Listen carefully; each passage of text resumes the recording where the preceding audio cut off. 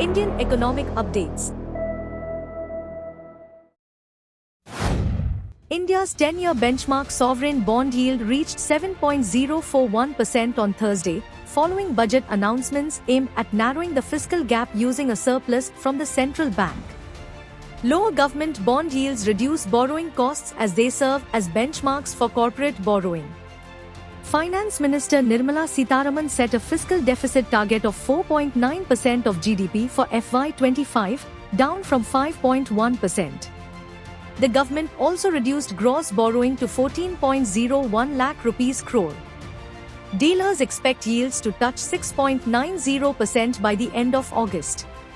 Foreign investment in Indian bonds has risen by $1.9 billion since 28 June, when they began featuring on a JP Morgan index. Over the past 2 decades, demand for fast-moving consumer goods in rural India has been driven more by population growth than by increased consumption. Between 2004 and 2023, rural areas experienced a 3.4% annual growth rate, surpassing urban areas at 2.8%, but actual consumption growth was only 1.1%.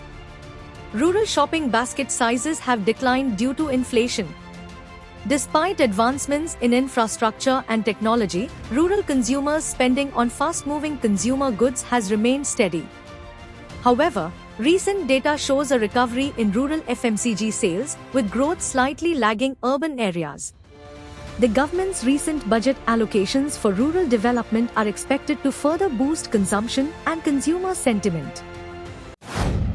The recent customs duty cut on gold has triggered a rush at jewelry stores as consumers seek to buy gold ahead of the busy wedding season.